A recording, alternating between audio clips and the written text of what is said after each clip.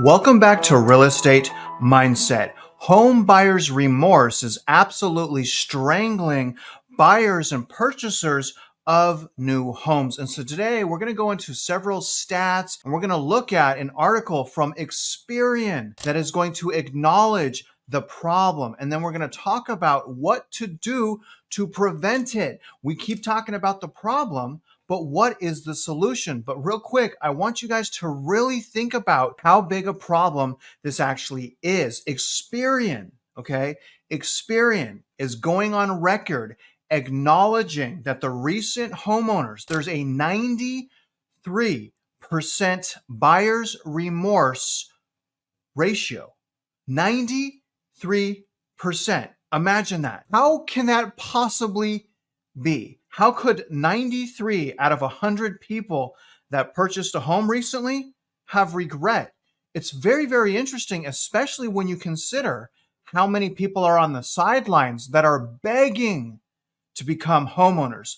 They're begging to have buyer's remorse. And so this is also a cautionary tale. If you must buy real estate, we're going to talk about the things that we should be doing to properly purchase real estate. And so that's what today's video is going to be on. If you guys can, please don't forget to like the video. It really helps out the channel. If you have any needs for commercial financing, I have an application in my description. Let me know what I could do to help you, what distress you have as far as refinancing. Again, for commercial financing, I got in the business. I'm trying to make a little bit more money because, oh my God, the inflation's brutal. Let's get started. This is actually a really great write-up from Experian. And once we get to the part where they're telling you how not to have buyer's remorse, what I'm going to do is try to enhance what they're saying based on my experience of 20 some odd years in real estate and helping over, literally, think what I'm saying, I've helped over 1,000 people purchase a house.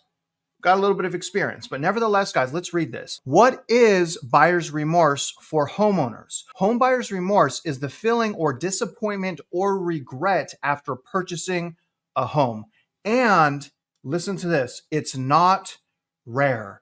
But you guys, that's according to this article. What I'm saying as the host of Real Estate Mindset is it should be rare. We should not be regretting purchasing such a large transaction. Now, this is according to Clever Real Estate's 2023 American Home Buyer and Seller Report. About 93% of recent home buyers have regrets about their experience. And I'll sum this up right now. People regret rushing to purchase overpriced junk homes. They rush to purchase overpriced junk homes. And that's what you're about to see here. But this goes on. Home buyer's remorse can happen for a number of reasons. In Clever's survey, 1/3 of home buyers surveyed said their biggest regret was high maintenance cost. Again, you guys, junk homes. Many buyers felt sellers weren't transparent about maintenance costs. But isn't it the buyer's agent job to have the buyer review like seller's disclosures and things like that? Does that fall on the buyer? Or does that fall on the buyer's agent that is representing them? You guys let me know. I think it should at least partially be the responsibility of the agent. Now, many buyers, again, felt sellers weren't transparent about maintenance costs. Others chose to forego inspections, a common concession during the pandemic's buying frenzy, and missed the chance to discover critical issues. I would always recommend, when I'm at least purchasing real estate, I always get an inspection, even if the home is new. Now, other common reasons, and here's the other part, guys. So first of all, we're just reading junk houses, because don't forget, if you buy an older house, you're going to have to keep it up to code. You're going to have to do things like fix the roof if it needs to, the foundation, the AC. There is so much maintenance that goes into existing homes.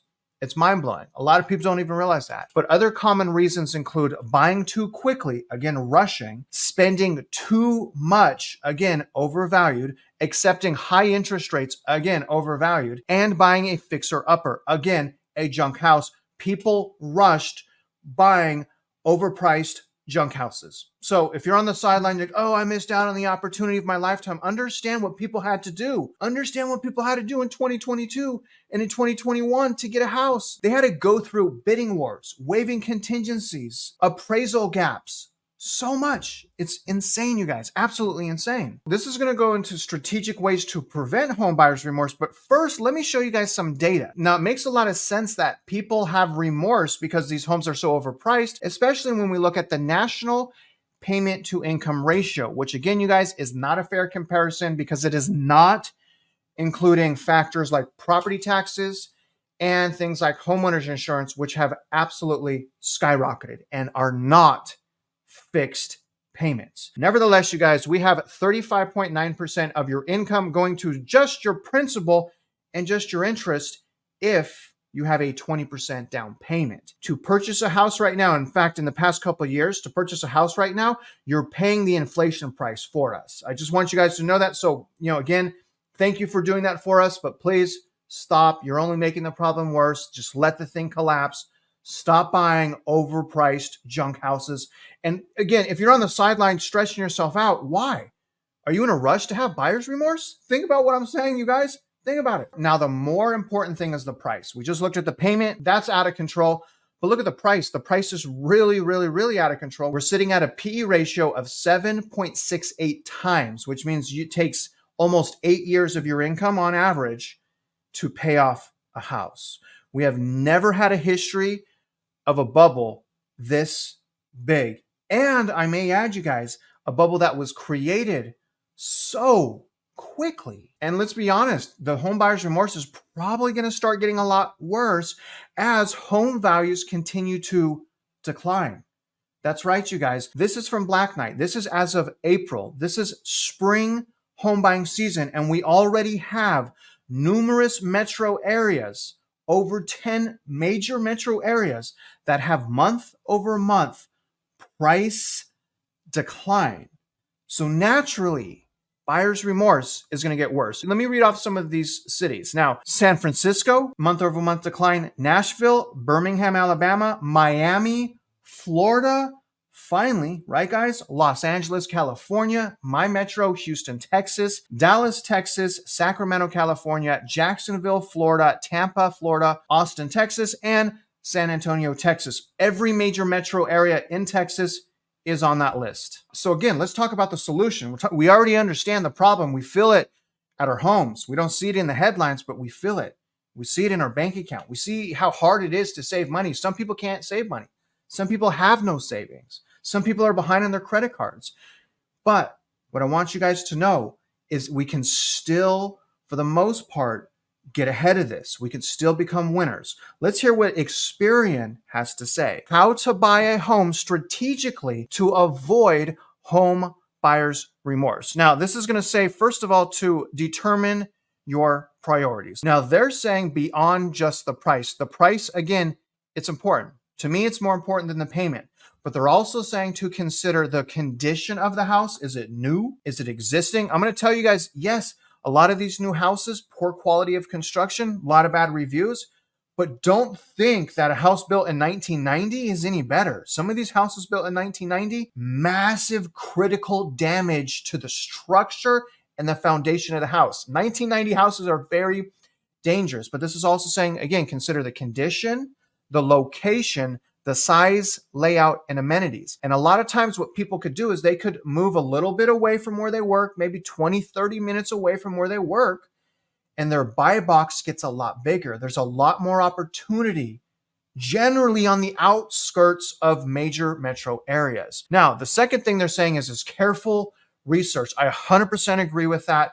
I would suggest, again, doing subdivision analysis. Real estate is so localized, guys. We don't know what's happening. The headlines are going to confuse us. The macro data is going to confuse us. We need to be seeing what things are selling for in the subject properties subdivision. So please do that type of research. And then it's also saying, go to a house at night, see if there's barking dogs, planes flying overhead, trains going back and forth. Does the home stink, right? Do careful research, because if the more research you do, the less likely it is for you to have remorse. This is a huge one. And I hope if you've been following me on my videos, you've been doing this the whole time, which is be and get financially prepared.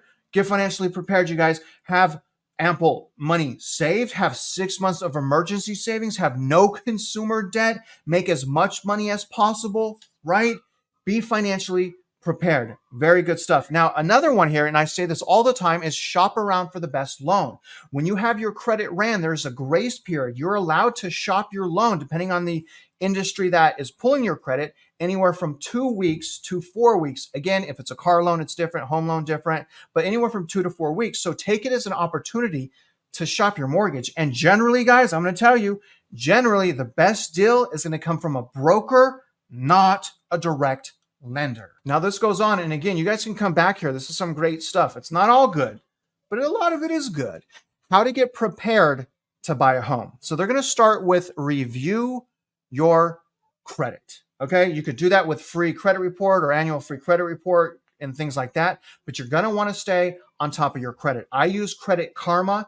It's not 100% accurate credit score, but it allows me to see what's going on with my credit. Now, this is also saying that people have the right to dispute credit report inaccuracies, but I will warn you, if you're going to purchase a home, the requirement is that you have disputes removed from your credit. The underwriters understand that by creating a dispute on your credit profile, it's just putting a Band-Aid over a bullet hole. They know that there is a problem. A dispute hides that problem, and therefore you have to remove those.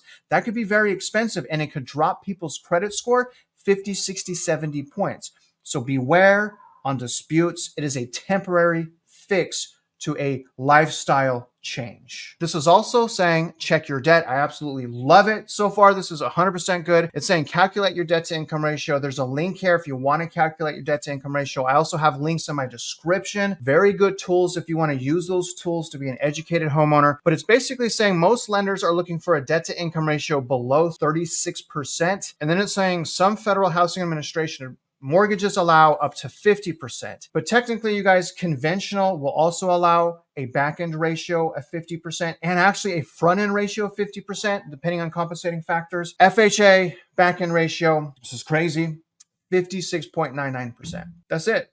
I mean, that's a lot. So in other words, what this is saying is check your debt. And what I'm saying is have no debt. If you cannot get out of credit card debt, you probably shouldn't be a homeowner. It hurts me to say that. I want people to be a homeowner, but guess what? You have time to get out of debt right now, especially if you're on the sideline. Let's keep going. Save a bigger down payment. I love this, guys. Now, how do you save a bigger down payment? You got to know how you're spending money. One of the big issues with most citizens in the US is the subscriptions. I just did this 2 days ago. I don't know how I keep getting myself in these horrible subscription games. There's just so many subscription dues. You really want to stay on top of that. And also going out to eat or even doing DoorDash.